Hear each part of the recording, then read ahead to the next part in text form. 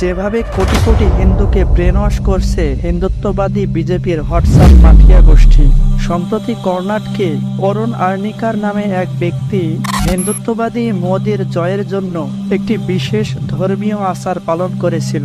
সে তাদের দেবী কালীকে তার নিজ শরীরের রক্ত উৎসর্গ করার সময় ভুলবশত তার আঙ্গুল কেটে ফেলে। সে মোদির জন্য এতটাই পাগল যে এর আগে সে নিজের বাড়িতে মোদির জন্য একটি মন্দিরও তৈরি করেছিল। দুর্ভাগ্যক্রমে এমন পাগল সে একা নয়।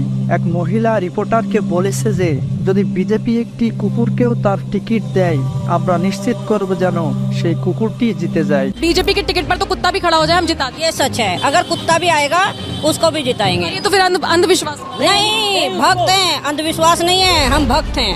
আরেক মহিলা বলেছে, আমাদের যদি ৫,০০০ রুপিতেও একটি গ্যাস সিলিন্ডার কিনতে হয় আমরা কিনবো।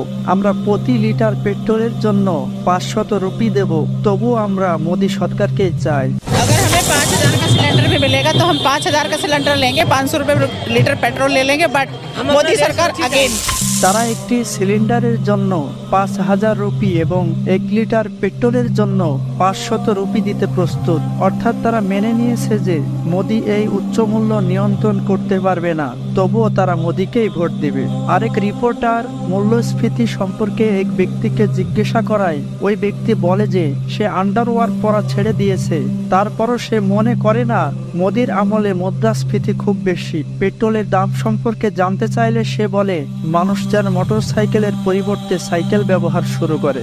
আরেক মোদি সমর্থককে জিজ্ঞাসা করা হয়, সরকার আপনাকে যা বলবে আপনি কি বিশ্বাস করবেন? আপনি কি আপনার মস্তিষ্ক ব্যবহার করবেন না? তার উত্তর ছিল, শিক্ষিত হওয়ার অর্থ এই নয় যে আপনাকে আপনার মস্তিষ্ক ব্যবহার করতে হবে। অর্থাৎ সে তার মস্তিষ্ক ব্যবহার করতে চায় না। এসব হাস্যকর মনে হতে পারে, কিন্তু এটি অত্যন্ত মর্মান্তিক যে কিভাবে ভারতের লক্ষ লক্ষ নাগরিকের ব্রেন ওয়াশ করা হয়েছে। আপনি কি জানেন এই ব্রেন ওয়াশিং এর জন্য সত্যিকার অর্থে কে দায়ী? সেটি হচ্ছে মোদির হোয়াটসঅ্যাপ ইউনিভার্সিটি। হ্যাঁ, আপনি ঠিকই শুনেছেন। বিজেপিপন্থী টিভি উপস্থাপক এবং ইউটিউবাররা ভাবতে পারে যে তাদের কাজকে অসম্মান করা হচ্ছে, যদিও কিছু কৃতিত্ব তাদেরও যায়। তবে হোয়াটসঅ্যাপ ইউনিভার্সিটি এখানে সবচেয়ে বড় দায় বহন করছে। বর্তমানে হোয়াটসঅ্যাপের খেলা গেমটি সত্যিকারে একটি ভিন্ন মাত্রায় চলে গিয়েছে। যেমন বিজেপির যুব শাখার একজন রাজনীতিবিদ টিভি টক শোতে এসে বলেছে ভারতকে স্বাধীনতা ৯৯ বছরের জন্য লিজ হিসেবে দেওয়া হয়েছিল। তাহলে প্রশ্ন হচ্ছে সে এই তথ্য কোথায় খুঁজে পেয়েছে? স্পষ্টতই সে হোয়াটসঅ্যাপ থেকে পেয়েছে। দুর্ভাগ্যবশত হোয়াটসঅ্যাপ ইউনিভার্সিটি একটি গভীর সুড়ঙ্গ এবং এখানে প্রচারিত বেশিরভাগ বার্তাগুলি কেবল মিথ্যাই নয়, প্রায়শই ১০ গুণ বেশি বিপজ্জনক। এটি একটি সংগঠিত মাফিয়া চক্র যা একটি সিস্টেমের পিছন থেকে সাধারণ জনগণের ব্রেন ওয়াশিং এর জন্য চালানো হচ্ছে। কোনো বিজেপির এই হোয়াটসঅ্যাপ ইউনিভার্সিটির মাফিয়া গোষ্ঠী বিজেপিপন্থী মিডিয়াগুলোর চেয়ে ১০ গুণ বেশি বিপজ্জনক। এর পেছনে একটি সহজ কারণ রয়েছে। বিজেপিপন্থী টিভি ওয়াস্কাররা যদিও মিথ্যা খবর ছড়ানোর সর্বোচ্চ চেষ্টা করে, তবুও তারা পুলিশি মামলা ও এফআইআর কে ভয় পায়। তারা হোয়াটসঅ্যাপ ইউনিভার্সিটির সাথে প্রতিযোগিতা করতে পারছে না, কারণ তারা ক্রমাগত ফ্যাক্ট চেকিং এবং এফআইআর নিয়ে চিন্তিত আছে। কিন্তু হোয়াটসঅ্যাপ ইউনিভার্সিটিতে যারা বিপজ্জনক প্রোপাগান্ডা চালাচ্ছে তারা কিছুকেই ভয় পায় না। হোয়াটসঅ্যাপে সাধারণত কেউ তার পরিচিত লোকদের কাছ থেকেই মেসেজ পায়, আর সেটাকে মিস ইনফরমেশন বললে এবং আসল ঘটনা কি তা সম্পর্কে বললে তার উত্তর হয় যে তাই নাকি, আমি আসলে জানতাম না, আমাকে অন্য একজন মেসেজটি ফরওয়ার্ড করেছিল। দেখা যায় সেই ভুয়া হোয়াটসঅ্যাপ মেসেজটি হাজার হাজার বরং কখনো লক্ষ লক্ষ বার ফরওয়ার্ড করা হয়েছে, কিন্তু এই মেসেজটি প্রথমে কে পাঠিয়েছে তা কেউ জানে না। তাহলে কেউ কিভাবে এর জন্য এফআইআর করতে পারবে? অবশ্যই সরকার চাইলে মেসেজটির সোর্স ট্র্যাক করে ব্যবস্থা নিতে পারে। যেমন কর্ণাটকে একজন ৩২ বছর বয়সী কল সেন্টারের কর্মচারী মোহাম্মদ আজমকে ৫০ জন মিলে হত্যা করে ফেলে। লোকটি একজন শিশু কিডন্যাপার ছিল এই বলে হোয়াটসঅ্যাপে প্রোপাগান্ডা চালানো হয়েছিল ফেক মেসেজের মাধ্যমে। সেই ঘটনায় পুলিশ ২৫ জনকে অ্যারেস্ট করে। যে এই হোয়াটসঅ্যাপ গ্রুপে বার্তা ছড়িয়েছে সেই গ্রুপের অ্যাডমিনকেও গ্রেফতার করা হয়েছিল। অর্থাৎ সরকার চাইলে এই মিথ্যার কারখানা বন্ধ করে দিতে পারে। কিন্তু সমস্যাটা কি জানেন? বনে আগুন লাগলে বৃষ্টি তা নিভিয়ে দিতে পারে, কিন্তু বৃষ্টি যদি আগুনের সৃষ্টি করে তবে তাকে কে নেভাবে? যখন বিজেপির আইটি সেলই এই হোয়াটসঅ্যাপ মাফিয়া চালাচ্ছে, তাহলে বিজেপি সরকার কেন এটাকে বন্ধ করবে? সিঙ্গাপুরের একটি নিউজ চ্যানেল সম্প্রতি একটি তথ্যচিত্র প্রকাশ করেছে, যেখানে তারা বিজেপির আইটি সেলের একজন কর্মচারীর সাক্ষাৎকার নিয়েছে। সেখানে সে স্বীকার করে যে তার একটা টিম কাজ করে শুধু মন্তব্য বিভাগের মন্তব্য করার জন্য, আর এই দলের প্রধান কাজ হলো অন্যদের মানহানি করা। কেউ যখন কিছু আপলোড করে বা শেয়ার করে, তারা সেই ব্যক্তির মন্তব্য বিভাগে যে মানহানির মন্তব্য করে। এই মাফিয়া কার্যক্রম সরাসরি বিজেপির কেন্দ্রীয় পর্যায় থেকে পরিচালিত হচ্ছে। সম্প্রতি কেরালা স্টোরি নামে একটি মিথ্যা প্রপাগান্ডামূলক ফিল্ম মুক্তি পেয়েছে। এই ফিল্মটিতে দাবি করেছে যে কেরালা থেকে 32,000 হিন্দু এবং খ্রিস্টান মেয়ে সন্ত্রাসী আইএসএ জয়েন করেছে।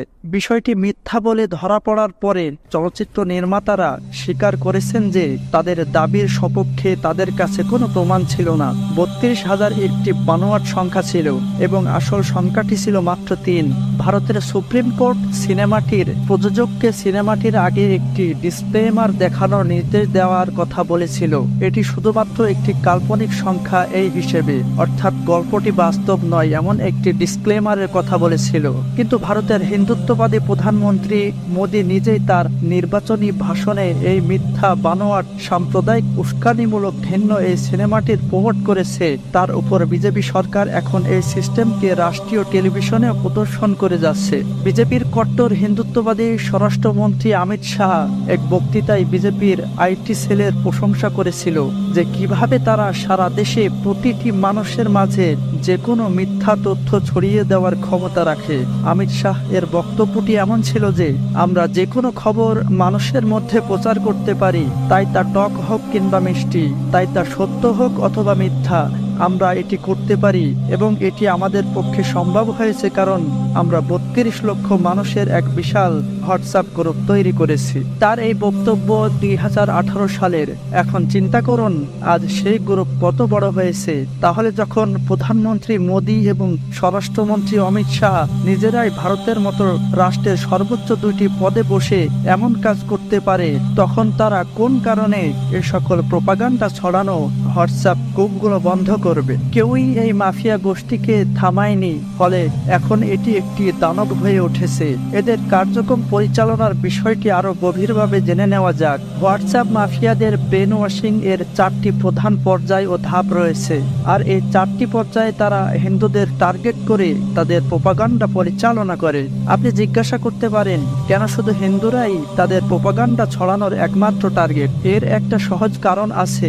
যদি কোনো স্বৈরশাসক দেশকে স্বৈরাচারে পরিণত করতে চায়, তাহলে তাকে দেশের সংখ্যাগরিষ্ঠ সম্প্রদায়কে নিয়ন্ত্রণ করতে হবে। তাকে তার দেশের সংখ্যাগরিষ্ঠ সম্প্রদায়ের লোকদের ব্রেন ওয়াশ করতে হবে। জার্মান ডিক্টেটর হিটলারের এই উদাহরণ নিন, যে কিনা সংখ্যাগরিষ্ঠ জার্মানিদের মাঝে শ্রেষ্ঠত্বের ধারণা বপন করার পাশাপাশি সেখানকার ইহুদিদের সম্পর্কে এক ধরনের ভয়ের পরিবেশ তৈরি করেছিল। সে বলেছিল ইহুদিরা তাদের দেশের জন্য বড় হুমকি, এই বলে জার্মানিদের ইহুদিদের বিরুদ্ধে উস্কে দেয়। বিজেপির আদর্শিক রোল মডেল হলো সাভারকার এবং গোলাওয়ালকারের মতো মানুষ, আর তারা দুজনেই হিটলারের স্বঘোষিত ফ্যান। তাদের মতে মুসলিম এবং খ্রিস্টানরা ছাড়া বাকি সকল হিন্দু, শিখ, বৌদ্ধ, জৈন এরা সবাই মূলত হিন্দু। এই হোয়াটসঅ্যাপ মাফিয়া তাই ভারতের সংখ্যাগরিষ্ঠ হিন্দুদের টার্গেট করেছে, বিশেষ করে উচ্চবর্ণের হিন্দুদের। এবার ব্রেন ওয়াশিং এর সেই 4টি পর্যায় ধাপ কি আসুন একে একটু বুঝে নিই আমরা। প্রথম পর্যায় জাতিগত বা ধর্মীয় শ্রেষ্ঠত্বের প্রচার। সাধারণ মানুষকে বিভ্রান্ত করার জন্য হোয়াটসঅ্যাপে বিদ্বেষপূর্ণ বার্তাগুলি প্রচার করলে তা শুরুতেই কাজ করবে না, আর তাই প্রাথমিকভাবে বার্তাগুলি দেওয়া হয় জাতিগত বা ধর্মীয় শ্রেষ্ঠত্ব, গর্ব, অহংকারের উপর ফোকাস করে, যাতে সাধারণ মানুষ তাদের ফাঁদে আটকা পড়ে। প্রথম দিকে বলা হবে যে আপনারা জাতি বা ধর্ম পরিচয় নিয়ে আপনার গর্ব করা উচিত। দেখুন, আমরা হিন্দুরা কত মহান ছিলাম, আমরা সবাই জানতাম আমাদের ইতিহাস পৃথিবীর শ্রেষ্ঠতম, আর আমাদের সংস্কৃতি পৃথিবীর শ্রেষ্ঠ সংস্কৃতি ইত্যাদি। দ্বিতীয়বারে বলা হয় ভিক্টিমাইজেশন, প্রথম ধাপের প্রোপাগান্ডায় বিভ্রান্ত হয়ে যখন কেউ নিজেকে মহান ভাবতে শুরু করে, তখন তার ভিতর গর্ব এবং অহংকার সৃষ্টি হয়। তখন শুরু হয় দ্বিতীয় ধাপ, ভিক্টিমাইজেশনের। এই পর্যায়ে এমন বার্তাগুলো দেওয়া হয় যাতে উল্লেখ থাকে হিন্দুরা শতাব্দীর পর শতাব্দী ধরে অত্যাচারিত হয়েছে, এই লোকেরা মুসলিমরা আমাদের হাজার হাজার বছর ধরে সফল হতে দেয়নি। একবার কেউ এটিতে বিশ্বাস করা শুরু করলে চলে আসে তার পরের ধাপটি, তৃতীয় পর্যায় হচ্ছে আপনি বিপদে আছেন। এবার মেসেজ পাঠানো হয় এমন, আপনার উপর যে শুধু শতাব্দীর পর শতাব্দী ধরে অত্যাচারই করা হয়েছে এটাই শেষ নয়, বরং আপনি এখনো বিপদের মধ্যে আছেন। প্রতি সপ্তাহে প্রতিদিন এভাবে মিথ্যা মেসেজের বৃষ্টি বর্ষণ করা হয়। তারা এভাবে বলে, তারা মেসেজগুলিতে এভাবে প্রোপাগান্ডা করা হয়, তারা এভাবে আপনাকে আপনার বাড়ির ভিতরে ঢুকে মারবে, দেখুন সেখানে কি হয়েছে, দেখুন কিভাবে তারা সেখানে সাধু সন্ন্যাসীদের মেরে ফেলছে, এটা একদিন তোমার সাথেও হতে পারে। পরবর্তীতে আরো বলা হয়, আর কারা এই লোকগুলো জানেন যারা আপনাকে মারার জন্য উদ্গ্রীব হয়ে আছে? এরা অন্য ধর্মের লোক, মুসলিমরাই, খ্রিস্টানরাই, আর প্রত্যেক বিজেপি বিরোধী ব্যক্তি এদের সাথে মিলে কাজ করছে। তাদের সাথে মিলে হিন্দুদের ধ্বংসের জন্য কাজ করছে কংগ্রেস, আম আদমি পার্টি, বামপন্থী, আরবান নাকশাল, জর্জ সোরস, পাকিস্তান, মার্কিন যুক্তরাষ্ট্র, রাশিয়া, সমস্ত আন্তর্জাতিক এজেন্সিগুলো সবাই আপনার বিরুদ্ধে। আপনি ভয়ঙ্কর বিপদে আছেন। ঠিক এভাবেই প্রোপাগান্ডাগুলো হোয়াটসঅ্যাপ গ্রুপের মাধ্যমে ছড়িয়ে দিচ্ছে বিজেপি মোদী সরকার। এভাবে মেসেজের পর মেসেজ পাঠিয়ে যখন একজনের ভিতর এমন মিথ্যা ভয় তৈরি হয়ে যায়, তারপর তাদেরকে চতুর্থ ধাপে নিয়ে যাওয়া হয়। চতুর্থ ধাপ হচ্ছে মোদীর ব্যক্তিত্ব আর শ্রেষ্ঠত্বের প্রচার। একজনের মধ্যে এভাবে মিথ্যা ভয় তৈরি করার পর এবার মেসেজ পাঠানো হয় মোদীর ব্যক্তিত্ব আর শ্রেষ্ঠত্বের। এবার হোয়াটসঅ্যাপের মেসেজ হয় এমন যে, মোদীজি আমাদের প্রভু, মোদী মানুষ নন, তিনি কৃষ্ণ ও রাম এর অবতার, কে আমাদের বাঁচাবে সব থেকে, মোদী আমাদের রক্ষা করবে সব থেকে, নাউজুবিল্লাহ। যে কোনো নির্বাচনের ঠিক আগে এই তৃতীয় ও চতুর্থ বিভাগ সবচেয়ে সক্রিয় থাকে। ঠিক এ সময় হোয়াটসঅ্যাপ বার্তা পাঠানো হয়, হিন্দুদের বাঁচতে চাইলে বিজেপিকেই ভোট দিতে হবে। এসবের ন্যায্যতাও তৈরি করতে এ সময় অগণিত মিথ্যা কাহিনী, বয়ান তৈরি করা হয়। প্রয়োজনে কোথাও এমন ঘটনাও ঘটানো হয়। আসুন আরেকবার সংক্ষেপে পুরো ঘটনাটি বুঝি। প্রথম পর্যায়ে আপনি মহান, কারণ আপনি একজন হিন্দু। দ্বিতীয় পর্যায়ে আপনি শতাব্দী ধরে নির্যাতিত হয়েছেন। তৃতীয় পর্যায়ে আপনি বিপদে আছেন। চতুর্থ পর্যায়ে মোদী এবং বিজেপি আপনাকে বাঁচাবে, সুতরাং মোদী এবং বিজেপিকেই ভোট দিন। হোয়াটসঅ্যাপ মাফিয়া গোষ্ঠী হিন্দুদেরকে যে আবেগপূর্ণ রোলার কোস্টারের মধ্য দিয়ে নিয়ে যাচ্ছে তা কতটা বিপজ্জনক সেটা একটু দেখুন। প্রথমে অহংকার, ঔদ্ধত্য, আবেগ তৈরি করে, তারপর আত্মকরুণাবোধ তৈরি করে এবং তারপর মনের মধ্যে ঘৃণা ও ভয় তৈরি করে। আশ্চর্যের কিছু নেই যে এই সব দেখার এবং শোনার পর একজন সাধারণ মানুষ মানসিক বিকারগ্রস্ত হয়ে পড়ে। হিটলারের রাজত্বকালেও এই অবস্থা ছিল।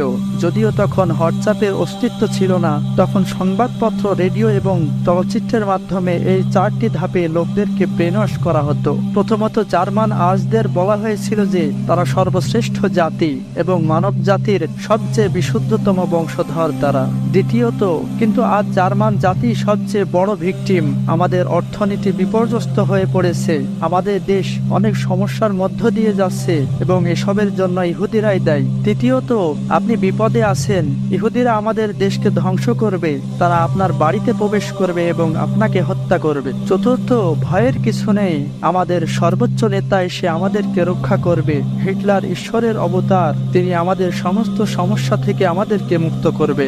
সেই সময়ে যে কৌশলগুলি ব্যবহার করা হয়েছিল আপনি দেখতে পাবেন কিভাবে সেইগুলি আজকে হোয়াটসঅ্যাপের মাধ্যমে হিন্দু জনগণের ব্রেনওয়াশ করতে ব্যবহার করা হচ্ছে। একবার এই প্রক্রিয়াটি শেষ হয়ে গেলে তারপর কেবলমাত্র হোয়াটসঅ্যাপের নিয়মিত ডোজই প্রয়োজন। তখন ব্যক্তি সকালে একটি হোয়াটসঅ্যাপ বার্তা পায়, সন্ধ্যায় আরেকটি। এই জিনিসগুলি বারবার ক্রমাগত চলতে থাকে। তারপর ভারতের মুদ্রাস্ফীতির কারণে কেউ অন্তবর্ষা পরা বন্ধ করে দিক, অথবা কেউ ছিদ্রযুক্ত অন্তবর্ষা পড়ুক, অথবা পেট্রোলের দাম 500 রুপিতে লিটার হয়ে যাক, অথবা সিলিন্ডারের দাম 5000 রুপি হয়ে যাক, অথবা বেকারত্ব চলতে থাকুক, অথবা মণিপুর জ্বলতে থাকুক, অথবা কেউ বন কেটে সাফ করে ফেলুক, অথবা লাদাখ বিপদে পড়ে থাকুক, অথবা কৃষকরা এমএসপি না পাক, অথবা ভারতের ঋণ 20 ট্রিলিয়ন রুপিতে পৌঁছাক, অথবা সরকারি স্কুলগুলি ধ্বংস হয়ে যাক, এগুলির কোনোটি ওই ব্যক্তির নিকট আর গুরুত্বপূর্ণ নয়। যত কিছুই হোক, সে মোদিকেই ভোট দিবে। কেন জানেন? কারণ এই হোয়াটসঅ্যাপ মাফিয়া গোষ্ঠী তাকে মানসিক গোলামে পরিণত করেছে। তার মধ্যে এই বিশ্বাস সৃষ্টি করেছে যে একমাত্র মোদিই তাকে বাঁচাতে পারে। আমি আবু ওবাইদা ছিলাম আপনাদের সাথে।